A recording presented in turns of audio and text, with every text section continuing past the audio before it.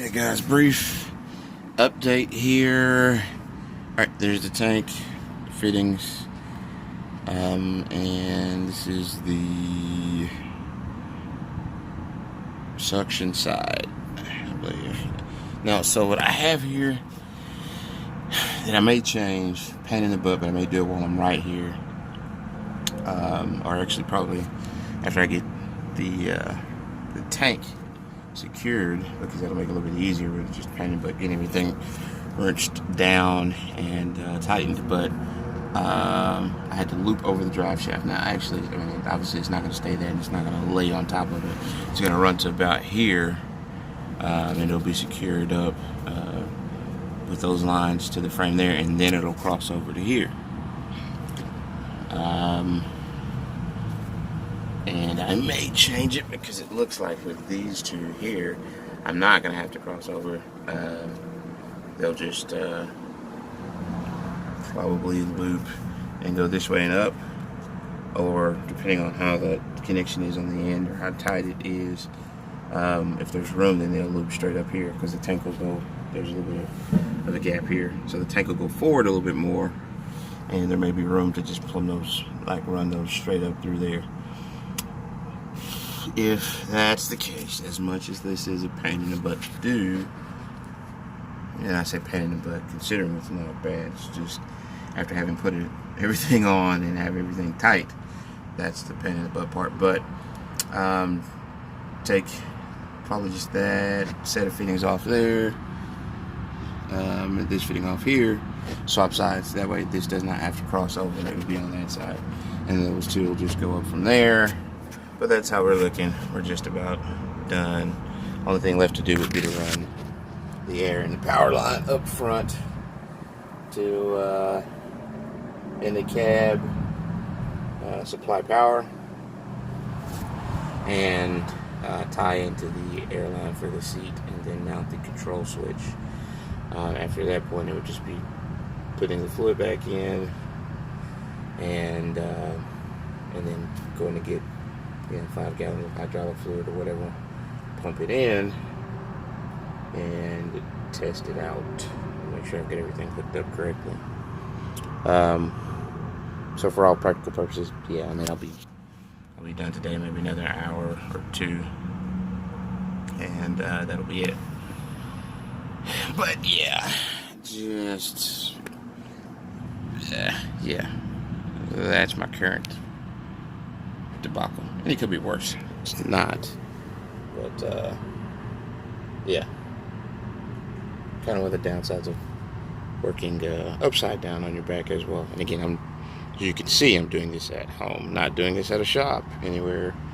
Doing this at home,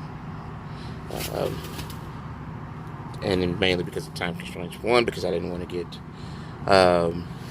taken advantage of on the price, and sometimes there's just, what you have to do.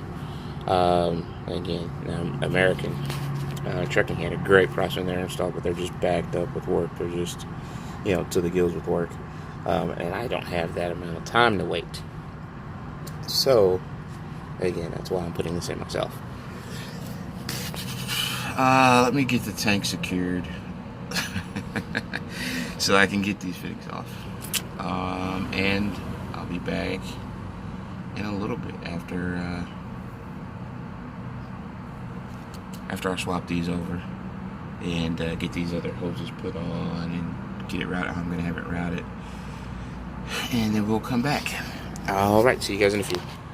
Okay, so kind of quick, sorry about the camera there, a little late. So this is where I routed it up by the shifter. Okay, let's see if I can put the camera on, not the camera, the light on the ground. Maybe it's a little bit better there. Okay, there we go. So, just raised up the shifter boot. We've got air lines right there, the black one, and the wire is what I ran up. What I did was I just tied a wire to the shifter, dropped it down, and actually, if you can manage up under the tractor, you can sit up. You get a little bit of room where you can sit up. You can actually reach over the top, and you can just about reach the shifter. You can see it really well. But I fished some wire down and tied onto it with a piece of tape, the airline and that power wire, or the remote trigger wire, and basically I just pulled it up, and then what I've done is I've tucked it under the pad here in the truck. That's where it comes out right there, but it's going to tuck away even more. I'm going to run it, and I'm going to tap in again to the air for the seat back under here, and so I'm going to mount it kind of right here on the side. So I'll tap into it right there, tuck it back under, and so you won't be able to see it. Not the cleanest again, it's kind of going, but it'll be decent. So and then you see that little air tap there. I need to go get an additional one of those for the pump, that solenoid on the pump, and I showed you guys that already, the threaded part, but I've got it up here. Gonna tie into the seat air and tap into a power line somewhere under here. There's plenty, but I'll tap into something. There's a fuse box right behind under the bed there, so I'll do that, tap into that. That'll be done, that'll be routed. Then I'll fill it back up with oil, starter, and make sure there's no leaks. And I'll get the hose made tomorrow along with that air fitting, and then we'll get this thing wrapped up. Alright, see you guys in a few. Okay guys, here's how we look. The white stuff I'll have to clean off. That's liquid tape, thread tape. So that is where the relief valve wound up after having to go get the hose made, and again, kind of estimating the size. And again, like I said, it's not going to be a perfect install. For one, I'm not a professional at this, but two, also because these guys generally do a kit that is custom, so they'll make the lines specifically to where they need to go. And so this kind of mock-up was made off of another truck that they had there, and Kevin's been a good dude, and Kenneth's already been a good dude and given some additional hose length just in case. And so we've got a little bit extra, so I had to make that work. And then of course that hose that I had to go buy, like I said, we're trying to estimate the size on that and estimate for the bend. This hose is pretty stiff stuff, and I got about 3 feet of hose and so that's pretty hard to make a U with, right? In order to keep that thing down there in beneath the frame. So wound up kind of pushing it out here, and it's up on top of the frame there. So I'm going to kind of position that a little bit, see if I can get a couple bolts to go in there and hold that thing down, or I may just have to strap it for the time being. Again, it'll be a little ugly, but it'll work the way that it needs to work. So again, you've got hoses. They're at it. They come off. They're where they need to go. They're right there. And then so for the back, that's good. Those are just tightened. I've got 2 to tighten right up under the frame or under the truck that I've got to tighten, and they shouldn't move. And then, like I said, I'm gonna slip a bolt in that, and then I'll tighten that. But it's there. It's under there. I got that fitting for the air hose that goes to the solenoid on the pump.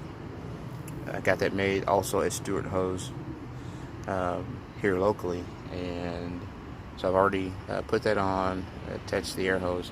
So I just need to do the hose in the cab, basically just split that air line and attach it to the T and run it. So I'm actually going to do it the reverse order. I'm going to go ahead and attach my hose to the supply side and go ahead and attach that to the T. I'm going to go ahead and actually charge side, sorry.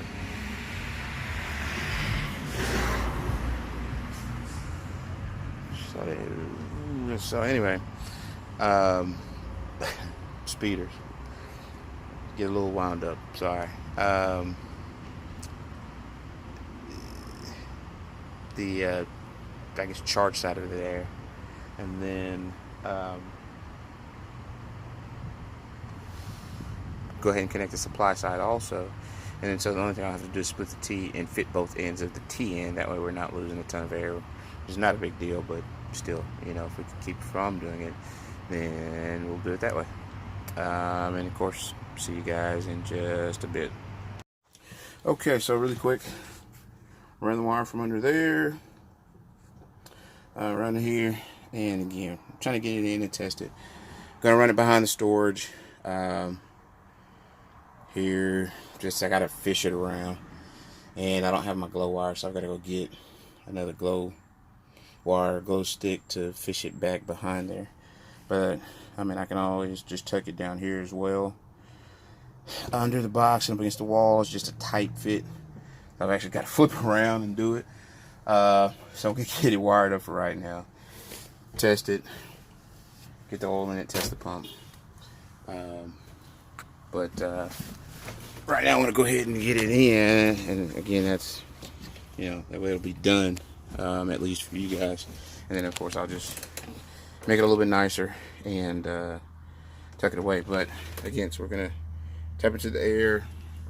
That's the power wire there, and box is gonna be mounted there. Probably just a hair closer. Don't want it too close to the seat, but just a hair closer. And that's what we're gonna do. It's gonna be hard for me to do that and hold the phone, so I'm telling you what I'm doing, you know, getting ready to do. Is going to strip the wire there, run it here, the other wires there. That's going to go to the solenoid, so I'm going to strip those, put both of those on, heat shrink those, and then tuck it away, right? And again, don't want to insult anybody's intelligence. You know, say that they don't, you know how to do that. So I'm probably not going to show those steps. And again, it's hard to do holding the phone, right? I need an extra hand or set of hands. So if the kids were here, or the wife was here, I'd give one of them, one of them to hold it. But probably about 10 minutes worth of work, get it done, and that'll be it at the end, and we'll just wrap this video up. If you guys have questions, for sure, just comment, and I'll be more than happy to answer any questions. Again, like and subscribe. Also, like I said, after this, I'm going to be doing the install of the inverter, and we're going to do a full system install, 2 Wolfram Audio amps. We're going to replace all of the 6.5s in here, fresh 6.5s. We're going to put the super tweeters or compression tweeters in also, and install the double DIN radio in that spot right there. So I'll do another video on that. It'll be a separate video, but that's what's coming next. And depending on how long this one is, I may split it into 2 videos. Just don't want it to be too long. But that's pretty much what we're getting ready to do here, or I'm getting ready to do here, and that's where we're at, and that'll be the end of it, right? And of course, we're going to put the fluid in, make sure everything's good, and I don't have to show all of that stuff. But again, if you guys have questions, man, feel free to hit me up. I'll be more than happy to answer any. All right, thanks you guys for hanging out along for the ride, and I'll talk to you guys later. Thanks. Bye.